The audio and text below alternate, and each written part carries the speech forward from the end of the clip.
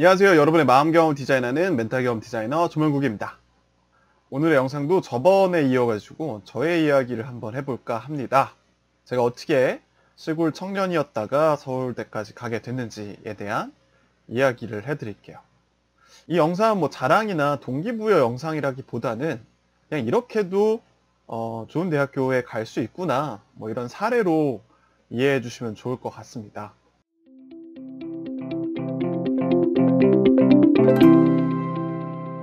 제가 생각했을 때 제가 서울대를 갈 수 있었던 가장 큰 요인은 제가 초등학교 4학년 때 전학을 간 거라고 생각을 합니다. 이게 왜 어떤 요인으로 이제 발생했는지를 소개해 드리면, 저는 원래 경기도 의정부라는 곳에서 살고 있었습니다.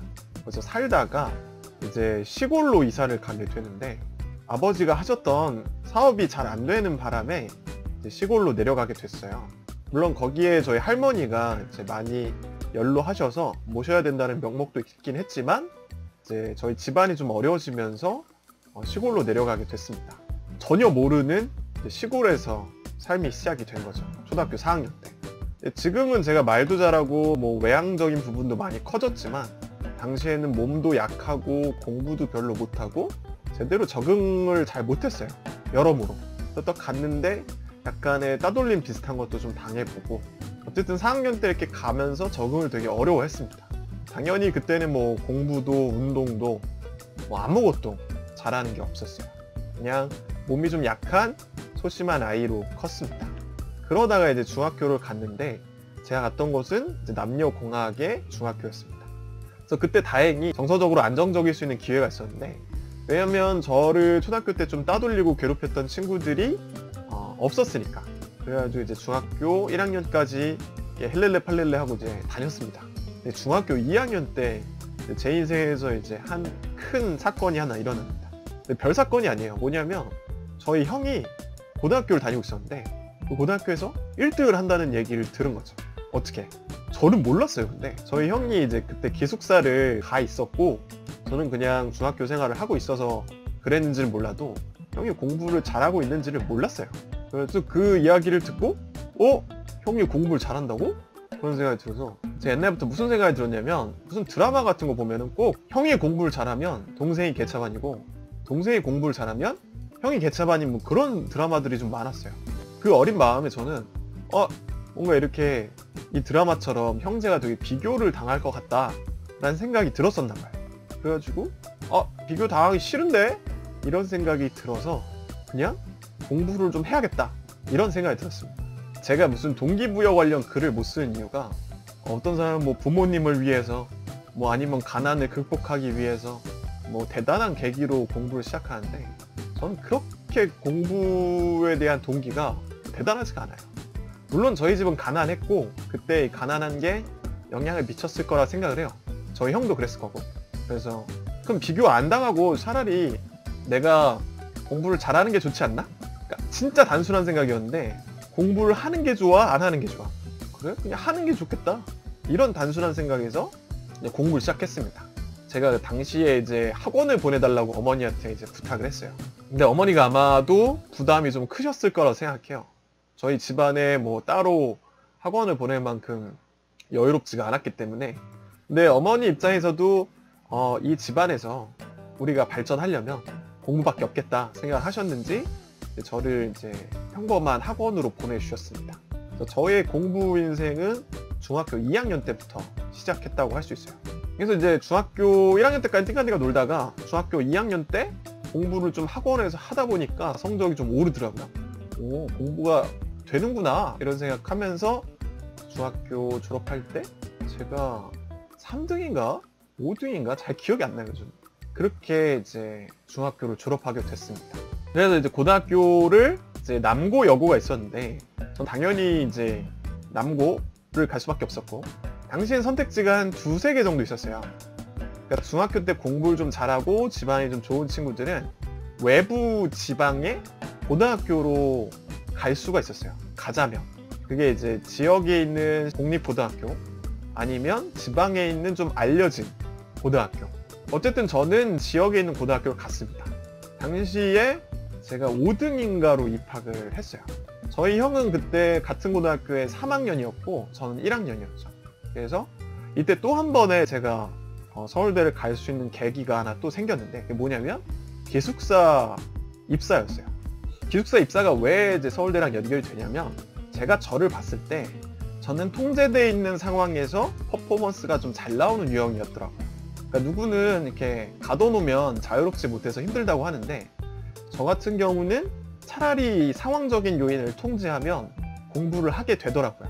왜냐하면 어차피 고등학교에서 해야 될 것, 그리고 하는 게 좋은 거는 공부인데, 그 공부를 가장 오래 그리고 다른 유혹을 받지 않고 할 수 있는 공간이 기숙사였거든요. 근데 저희 기숙사는 좀 특이했던 게, 시골 기숙사다 보니까 그냥 다 그 자기 집 주위에 사는데 공부하려고 기숙사를 보내는 거였어요. 그래서 웃긴 게, 토요일이면 집에 보내줍니다. 그리고 일요일날 저녁에 들어와야 돼요. 그랬던 이제 기숙사인데, 재밌었던 사실은 저희 형이 바로 제 앞자리에 앉았어요. 그러니까 이게 고3이랑 고1을 붙여놓고 고2는 딴 데다 이렇게 몰려놨어요. 그래야 이제 고1들이 이제 고3들 눈치 보면서 조용히 할 거고, 고2들은 뭐 알아서 하는 거고. 어쨌든 형이 바로 제 앞자리에 앉아 있었고, 저는 그 독서대를 마주보고 공부를 했던 거죠. 그래서 짜증나면 형 발 까고 막 그랬어요. 그랬던 소소한 에피소드가 있고, 저희 경우는 그 학기가 끝나면 기말고사까지 끝나서였나 뭐 그러면 단상에서 상을 줘요. 성적 관련 상장 같은 거. 그러니까 제가 당시에 등급제였으니까 1등급을 맞은 개수가 많은 사람을 대표로 뽑아서 단상에서 상을 주고 그랬는데, 한 번인가 두 번인가 저희 형이랑 이제 2학년 차이 나잖아요. 형도 거기서 1등을 했고 저도 1등을 해서 같은 단상에 한번 쓴 적이 있어요. 그래서 형도 상 받고 저도 상 받고, 그래서 그때는 좀 자랑스러웠던 기억이 납니다. 그래서 고등학교 때의 그 계기가 뭐였냐면, 어쨌든 전 중2 때부터 조금씩 공부를 하기 시작했지만 최상위권은 아니었어요. 그러다가 시골에 있는 고등학교에 갔고, 고등학교에서 이제 다른 어떤 유혹의 요인 없이 그냥 12시까지 내신 공부를 되게 열심히 했던 것 같아요. 그러다가 1학년 1학기에 1등을 했다라는 걸 알게 됩니다. 제 인생에서 처음으로 1등을 해본 거예요. 중학교 때는 많이 올라가긴 했지만 1등까지 해본 적은 없었거든요. 근데 덜컥 1등이 됐대요. 저도 그때 생각해보면 제가 그걸 예상하고 있었던 게 아니에요, 전혀. 그냥 열심히 해봤는데 1등이 돼 있었어요. 그래가지고 애들이 보는 시선이 달라지고 선생님들도 되게 시선이 달라지고, 그래서 되게 얼떨떨했던 기억이 납니다. 그래가지고 그때는 좋기도 했는데 그때부터 불안이 시작됐어요. 불안이 뭐냐면, 혹시 내가 이렇게 전교 1등이었다가 떨어지면 애들이 시선이 어떻게 될까? 그게 되게 두려웠어요. 그래서 지금도 고등학교 시절을 떠올려 보면 한 70%는 불안에 의해서 공부했던 것 같아요. 나는 꼭 좋은 대학교를 가야지 라기보다, 이렇게 된 마당에 떨어지면 어떡하지? 이런 생각이 들어가지고 더 열심히 했던 것 같아요. 이제 고등학교 시절을 계속 이제 1등급을 받으면서 살았죠. 그러니까 제가 그렇게 이제 내신 관리를 하면 3학년 1학기까지의 성적을 바탕으로 지역균형 선발이라는 거를 지원할 수가 있어요. 이게 말 그대로 지역에 있는 인재를 선발하겠다고 하는 서울대의 선발 제도고요. 그거는 보통 성적이 한 80점이 만점이고, 나머지가 뭐 다양한 무슨 기타 사항이 있었던 것 같은데 잘 기억이 안 나요. 그러니까 거의 지역균형 선발은 내신 점수다. 근데 이게 되게 괴랄한 그런 점수가 필요한데, 보통 80점이 만점이라는 건 뭐냐면 3학년 1학기까지 모든 과목에 1등급을 맞으면 80점을 맞을 수 있어요. 뭐 예체능은 제외하긴 하는데, 예체능은 뭐였더라? 절대 점수였던 것 같고, 나머지 뭐 국영수사과 뭐 이런 것들은 다 무조건 1등급을 맞아야 80점을 맞을 수 있습니다. 제 동기들 중에는 80점도 꽤 있었던 것 같고, 저 같은 경우는 79.5였던 것 같은데 79.3이었나 4였나 뭐 기억이 안 나요. 제 기억 속에 2등급이 한 2번 있었던 것 같아요. 모든 학기의 시험 점수를 다 합쳤을 때. 이와 관련해서 여러 가지 에피소드들이 있는데, 몇 가지 에피소드를 소개해 드리자면, 제가 중학교 3학년 때 담임선생님이 저에 대해서 별로 좋아하지 않았어요. 그다지 저에 대한 그런 선호가 없었습니다. 기억하기로는 제가 당시에 잘 꾸미지도 못하고 막 잘 씻고 다니지 않아서 그랬는지 몰라도 막 저리 가라고 막 너 별로 안 좋아한다 뭐 이런 뉘앙스로 저를 많이 대했었는데, 제가 한 고등학교 3학년쯤 됐을 때 서울대를 가니 많이 이런 소리가 나오니까 담임선생님이 장학사가 돼서 오셔가지고 갑자기 저한테 저를 주목하고 있었다는 거예요. 예전부터. 무슨 쌉소리를 하시는 거야? 뭐 이런 생각 들어가지고 그때 좀 실망했던 기억이 나고, 두 번째로는 저는 되게 신기했는데 다른 반 담임선생님이 제가 이제 면접 공부 때문에 서울로 올라왔었어야 됐어요. 그때 생활비 하라고 돈을 개인적으로 주셨던 선생님도 계세요.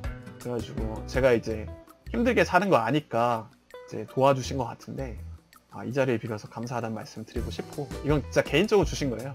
그리고 고등학교 3학년 선생님한테 또 엄청 혼났던 기억이 있습니다. 공부 잘하는 모범생이 왜 혼났냐면, 그때 이제 교장 선생님이 무슨 전체 조회를 수능 한 70일밖에 안 남았는데 열더라고요. 그래서 너무 짜증났어요. 아니 진짜 한 10분 30분이라도 아껴서 공부할 시간에 왜 전체 조회를 열어가지고 3, 40번 쓸데없는 소리 하는 거지? 이런 생각이 들어가지고 저랑 몇몇 친구들이 그때는 되게 웃긴 말인데 스카이 반이라는 게 있었어요. 그러니까 공부 좀 잘하는 친구들을 모아가지고 공부시키는 방이 있었는데 거기에 숨어서 조회 시간을 피해서 공부하려고 이제 숨었죠. 근데 담임선생님이 저희를 찾으러 다닌 거예요. 그러니까 선생님이 문을 열었다가 닫았다가 하는데 저희가 이제 책상 밑에 숨어 있었죠. 그런데 결국은 저희가 양심에 걸려서 선생님한테 죄송하다 하고 일어났어요. 선생님이 끝나고 보자 이렇게 말씀하신 거죠. 그래가지고 저희가 끝나고 저희를 엎드려 뻗쳐 한 다음에 엄청 때리셨습니다.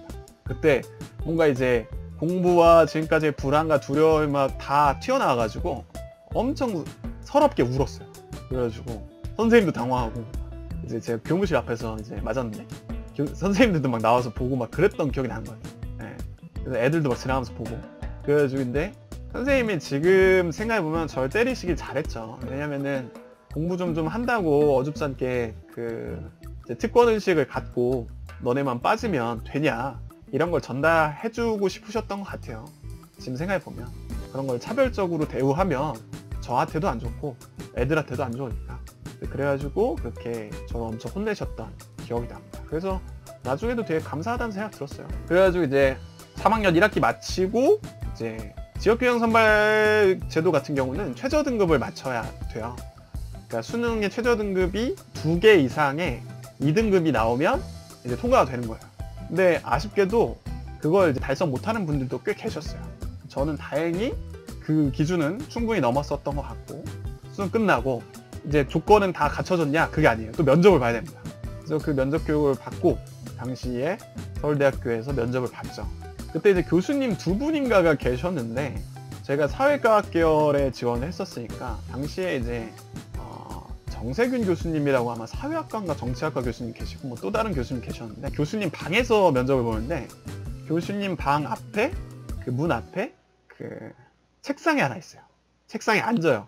이미 앞 학생은 들어가 있고, 그리고 면접을 보는 소리가 뭐 살짝 들릴랑 말랑해. 근데 저는 이제 책상에 앉아서 뭐 하냐면 그 면접 질문이 나옵니다. 근데 거기에는 영어 지문이랑 뭐 한자가 들어가 있는 지문인가? 둘 중에 하나를 골라서 하는 거였나로 기억해요. 한자는 그렇게 어려웠던 것 같진 않고, 한자가 몇 개 들어가 있는 이제 한글로 된 문장들이었는데 그걸 해석해서 얘기하는 건데 너무 막 떨린 거예요. 진짜 인생에서 그렇게 떨어본 적이 없어요. 근데 들어가서 교수님이 이렇게 말씀하시더라고요. 그냥 확인하는 자리니까 너무 떨지 말고 얘기해도 돼. 이런 말을 되게 인자하게 해주신 거예요. 그래서 그때부터 좀 이렇게 싹 내려가가지고 보통 인간처럼 얘기했던 것 같습니다. 다행히 이 면접을 적당히 보고 합격의 시간이 왔죠. 당시에 집에 인터넷이 없었어요. 그래가지고 PC방에 가서 그날 이제 확인을 했는데, 이제 시골에 있는 PC방 어디 들어와가지고 왼쪽 구석에 가가지고 당시가 8시였나 뭐 9시였나 뭐 그래요. 그래가지고 이제 주민등록번호를 칩니다. 그럼 이제 합격인 게 나오죠. 이제 딱 되고 됐어! 샤! 이러면서 막 약간 소리는 못 지르고 이랬죠. 그래가지고 이제 확인하고 집에 가서 어머니한테 말씀드리고 이렇게 또 기뻤던 기억이 납니다. 이제 그렇게 합격을 했는데 그 이후에도 재밌는 일들이 꽤 있었어요. 뭐가 있었냐면 제가 지역에 있는 학생신문사에서 중학교 때 이렇게 대외 활동을 했는데 그 학생신문사에서 제가 인터뷰를 했더라고요. 저 인터뷰 안 했는데. 그게 너무 웃긴 거예요. 전 인터뷰를 안 했는데 인터뷰한 기사가 난 거예요. 그래서 제가 뭐라고 했냐면 기사에서 합격인 걸 알고 동네 뒷산에 올라가서 합격이다 이렇게 소리를 질렀다는 거예요.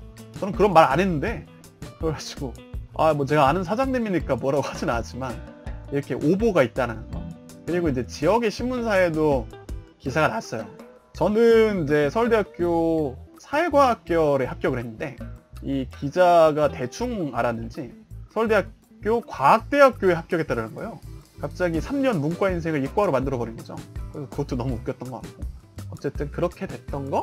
이제 합격에 대해서 많은 사람들이 축하를 해주고 부러워했지만 시기를 한 사람도 꽤 많았어요. 저희 어머니 같은 경우는 주위에 자랑을 하나도 안 했지만 주위 사람들이 곱게만은 보지 않았던 것 같아요. 저희 형도 좋은 데를 갔고 저도 좋은 데를 가니까 이 약간 별 볼 일 없는 집안에 왜 이렇게 좋은 일이 일어나지?